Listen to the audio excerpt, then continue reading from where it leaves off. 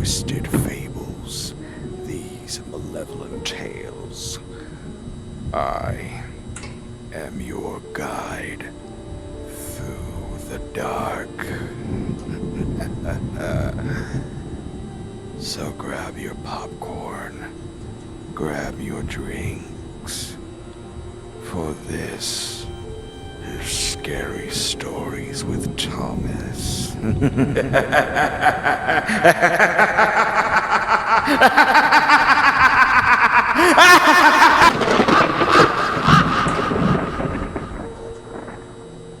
For tonight's story, we have a very special story written by one of my favorite authors, Edgar Allan Poe, The Raven. For this story is a little longer, so I would suggest that some of you humans get very comfortable.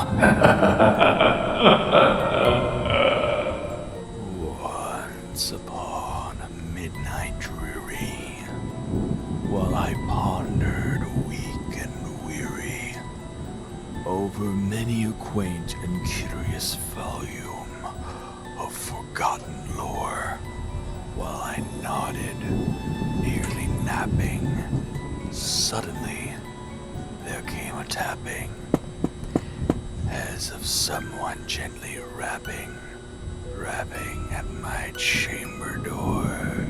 'Tis some visitor I muttered, tapping at my chamber door. only this. Nothing more. Ah, distinctly. I remember it was in the bleak December, and each separate dying ember wrought its ghost upon the floor. Eagerly, I wished the morrow.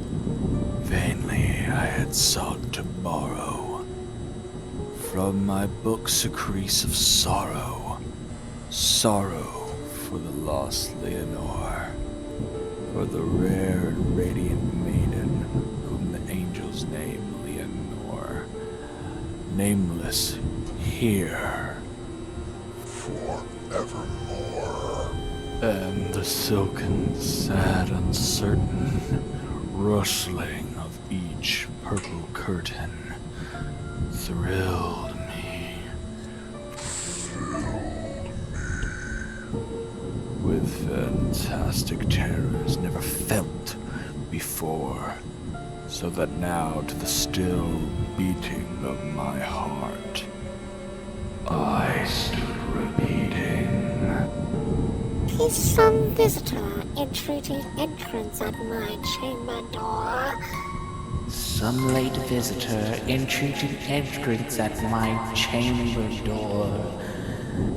This it is.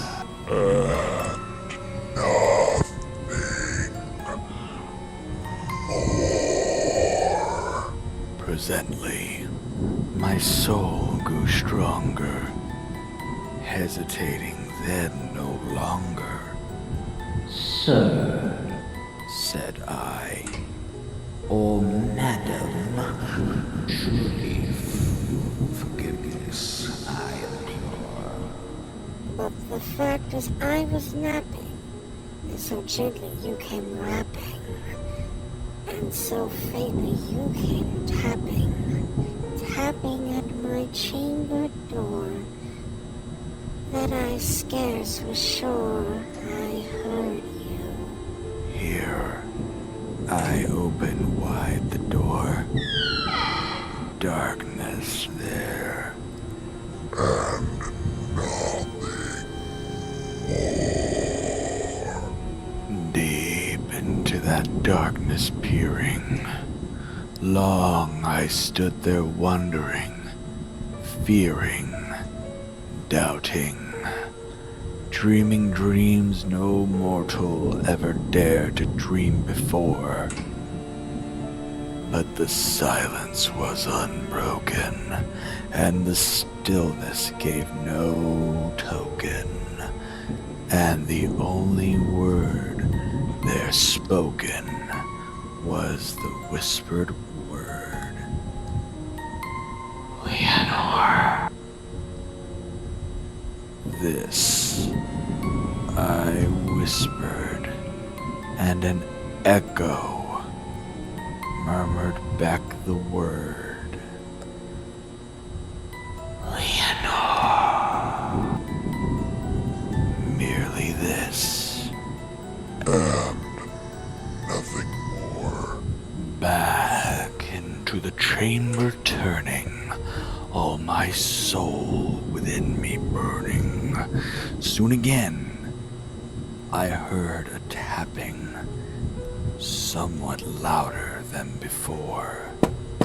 Surely, Said I, surely that is something at my window latest. Let me see. Then, what there it is, and this mystery explore, let my heart be still a moment, and this mystery explore. 'Tis the wind. And nothing more. open here. I flung the shutter, when with many a flirt and flutter, in there stepped a stately raven of the saintly days of yore. Not the least obeisance made he, not a minute stopped or stayed he, but with the mien of lord or lady, perched above my chamber door, perched upon a bust of Pallas, just above my chamber door, perched and sat, and nothing more. Then this ebony bird, beguiling my sad fancy into smiling, by the grave and stern decorum of the countenance it wore, Though thy crest be shorn and shaven thou, I said, art sure no craven, ghastly grim and ancient raven. wandering from nightly shore.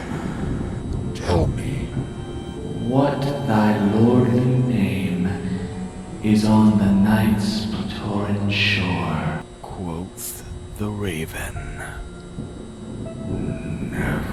nevermore. Much I marveled this ungainly fowl, to hear discourse so plainly, though its answer little meaning, little relevancy bore.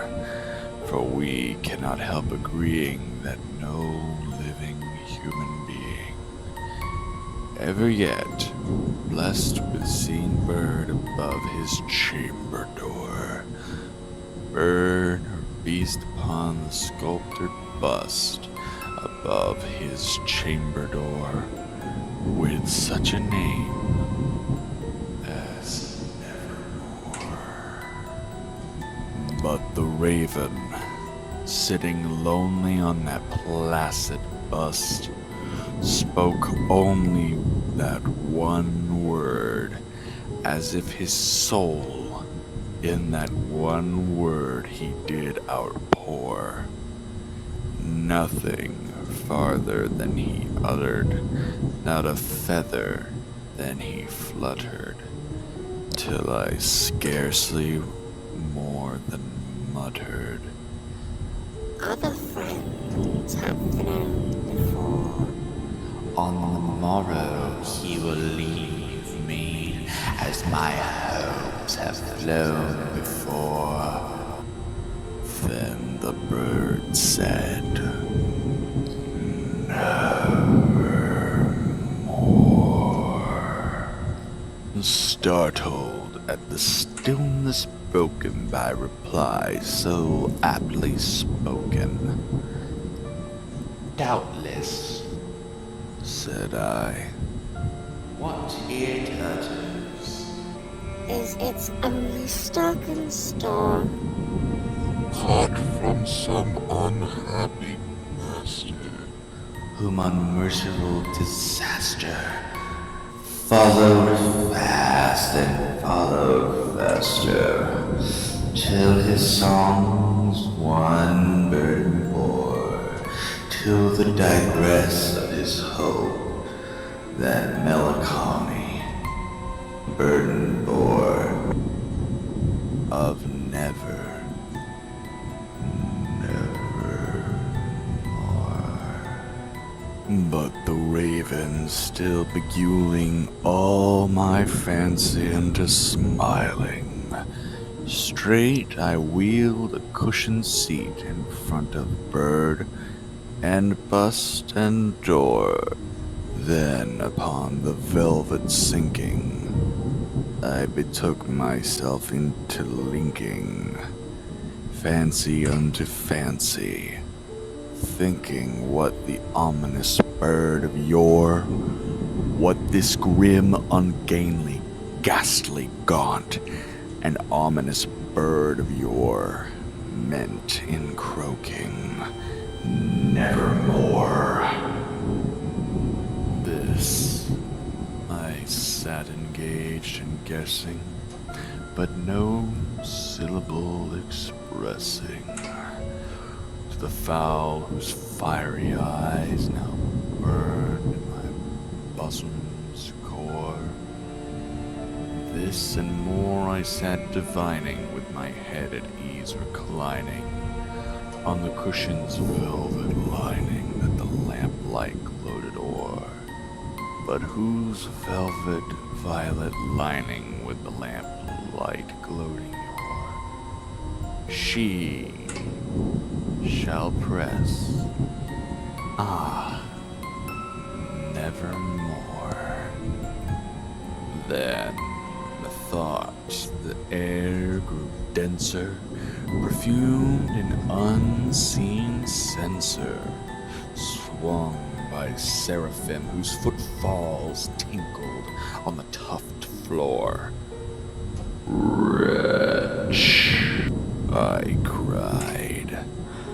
Thy God hath lent thee by these angels who have sent thee respite and nepenthe from thy memories of Lenore. Quaff, oh quaff this kind nepenthe and forget this lost Lenore. Quoth the raven, nevermore. Prophet, Said I, Thing of evil. Prophet still of bird or devil. Whether tempter sent or whether tempest tossed thee here ashore, desolate yet undaunted on this desert island, enchanted on this home by horror haunted. Tell me truly, I implore, is there balm in Gilead? Tell me, I implore. quoth the raven, nevermore. Prophet, Said I, thing of evil, prophet still, bird or devil. by that heavens that bend above us, by that God we both adore, tell this soul with sorrow laden, if within the distant Aidenn it shall clasp a sainted maiden, whom the angels name Lenore, clasp a rare and radiant maiden, whom the angels name Lenore. Quoth the raven, nevermore. Be that word a sign of parting, bird or fiend? I shrieked, upstarting. Get thee back into the tempest and the night's Plutonian shore. leave no vacuum as a token of that lie thy soul hath spoken. Leave my loneliness unbroken. Quit the bust above the door. Take thy beat from out my heart, and take thy mold from off my door. Quoth the raven. And the raven, never flitting, still is sitting, still is sitting on the pallid bust of Pallas just above my chamber door, and his eyes have all the seeming of a demon's that is dreaming, and the lamplight o'er him streaming throws his shadow on the floor. And my soul from out that shadow that lies floating on the floor shall be lifted nevermore.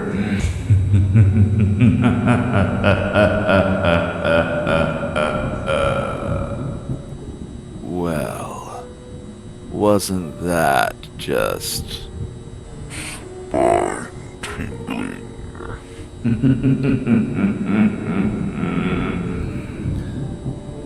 Oh, Mr. Allan Poe, you sure do know how to create your stories.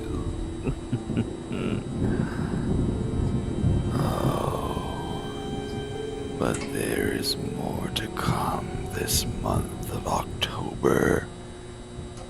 You will have your fill, my dearest humans, your fill of terror, horror, and much, much more.